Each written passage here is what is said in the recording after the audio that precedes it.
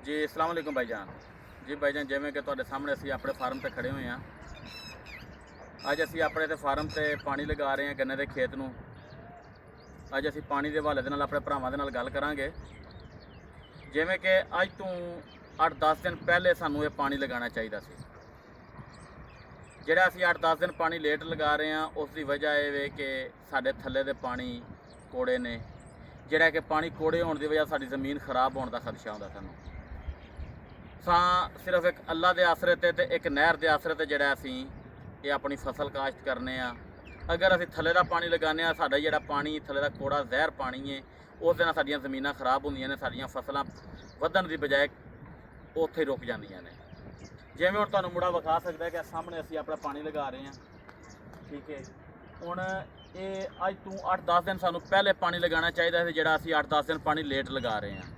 ਉਸ ਦਾ ਇਹ ਫਾਇਦਾ ਸਾਨੂੰ, ਨੁਕਸਾਨ ਸਾਨੂੰ ਇਹ ਹੋਣਾ ਹੈ, ਪਾਣੀ ਜਿਹੜਾ 8-10 ਦਿਨ ਅਸੀਂ ਲੇਟ ਲਗਾ ਰਹੇ ਹਾਂ ਉਹਦੀ ਸਾਨੂੰ ਨੁਕਸਾਨ ਇਹ ਵੇ ਕਿ ਜਿਹੜਾ ਸ਼ਗੂਫਾ ਇਸ ਨੇ ਪਹਿਲੇ ਆਪਣਾ ਕੱਢ ਲਿਆ ਹੈ, ਉਹ ਯਾਨੀ ਕਿ ਉੱਥੇ ਉਹਨੇ ਸਿਰਫ ਇੱਕ ਕੱਲਾ ਸ਼ਗੂਫਾ ਕੱਢਿਆ ਹੈ। ਜਿਹੜਾ 8 ਦਿਨ ਪਹਿਲੇ ਪਾਣੀ ਲੱਗਣਾ ਸੀ ਉਸ ਦੇ ਨਾਲ ਉਹਨੇ ਜਰਮੀਨੇਸ਼ਨ ਆਪਣੀ ਵਧਾਉਣੀ ਸੀ, ਉਹ ਅਸੀਂ ਪਾਣੀ ਲੇਟ ਲਗਾ ਰਹੇ ਹਾਂ। ਉਸ ਦੀ ਵਜ੍ਹਾ ਤੋਂ ਜਿਹੜਾ ਉਹਨੇ ਜਰਮੀਨੇਸ਼ਨ ਆਪਣੀ ਉਨੀ ਵਧਾਉਣੀ ਸੀ, ਉਨੀ ਉਸਦੀ ਹੁਣ ਜਰਮੀਨੇਸ਼ਨ ਯਾਨੀ ਕਿ 1% ਜਾਂ 2% ਜਰਮੀਨੇਸ਼ਨ ਇਸ ਦੀ ਘੱਟ ਹੋਣੀ ਹੈ। ਲਿਹਾਜ਼ਾ ਅਸੀਂ ਆਪਣੀ ਗੌਰਮੈਂਟ ਨੂੰ ਇਹ ਅਪੀਲ ਕਰਾਂਗੇ ਕਿ ਸਾਡੇ ਕਿਸਾਨਾਂ ਨੂੰ ਨਹਿਰ ਦੇ ਵਿੱਚ ਪਾਣੀ ਦਿੱਤਾ ਜਾਵੇ, ਜਿਹੜਾ ਕਿ ਜਿੱਥੇ ਪਾਣੀ ਕੋੜੇ ਨੇ ਉਹ ਲੋਕ ਆਪਣੀਆਂ ਜ਼ਮੀਨਾਂ ਦੇ ਵਿੱਚ ਪਾਣੀ ਲਗਾਉਣ, ਜਿਹੜਾ ਕਿ ਉਹਨਾਂ ਦੀਆਂ ਫਸਲਾਂ ਬਣਨ। ਉਹਨਾਂ ਦੀਆਂ ਫਸਲਾਂ ਬਣਨਗੀਆਂ ਤੇ ਉਹ ਵੀ ਆਪਣੇ ਬੱਚਿਆਂ ਦੇ ਪੇਟ ਪਾਲ ਸਕਣਗੇ। ਅਗਰ ਉਹਨਾਂ ਦੀਆਂ ਫਸਲਾਂ ਹੀ ਨਹੀਂ ਬਣਨਗੀਆਂ ਤੇ ਉਹ ਆਪਣੇ ਬੱਚਿਆਂ ਦੇ ਪੇਟ ਕਿਵੇਂ ਪਾਲ ਸਕਣਗੇ। ਲਿਹਾਜ਼ਾ ਅੱਗੇ ਹੀ ਸਾਡਾ ਮਹਿੰਗਾਈ ਨੇ ਜ਼ਿਮੀਂਦਾਰ ਕਿਸਾਨ ਭਰਾਵਾਂ ਦਾ ਲੱਕ ਤੋੜ ਦਿੱਤਾ ਹੈ। ਲਿਹਾਜ਼ਾ ਅਸੀਂ ਰਿਕੁਐਸਟ ਇਹੀ ਆਪਣੀ CM ਸਾਹਿਬਾਂ ਨੂੰ ਕਰਾਂਗੇ ਕਿ ਜਿਹੜਾ ਬਰਾਏ ਮਿਹਰਬਾਨੀ ਸਾਨੂੰ ਨਹਿਰਾਂ ਦੇ ਵਿੱਚ ਪਾਣੀ ਦਿੱਤਾ ਜਾਵੇ, ਜਿਵੇਂ ਕਿ ਸਲਾਨਾ ਨਹਿਰਾਂ ਦੇ ਤੁਸੀਂ ਪਾਣੀ ਦਿੱਤਾ ਹੋਇਆ, ਛਮਾਹੀ ਨਹਿਰਾਂ ਦੇ ਵਿੱਚ ਵੀ ਸਾਨੂੰ ਇਹ ਪਾਣੀ ਦਿੱਤਾ ਜਾਵੇ।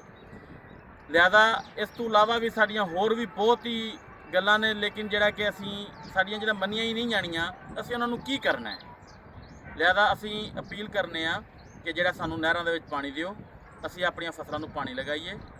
ਜਿਹੜਾ ਅਸੀਂ ਆਪਣੀਆਂ ਫਸਲਾਂ ਨੂੰ ਪਾਣੀ ਲਗਾ ਕੇ ਇਹਨਾਂ ਨੂੰ ਖੁਰਾਕ ਲਗਾਈਏ, ਜਿਹੜਾ ਕਿ ਸਾਡੀਆਂ ਫਸਲਾਂ ਵਧਣ, ਇਹ ਗਰੋਥ ਕਰਨ ਤੇ ਸਾਨੂੰ ਉਸ ਦਾ ਫਾਇਦਾ ਹੋਵੇ। ਅਸਲਾਮ ਵਾਲੇਕੁਮ।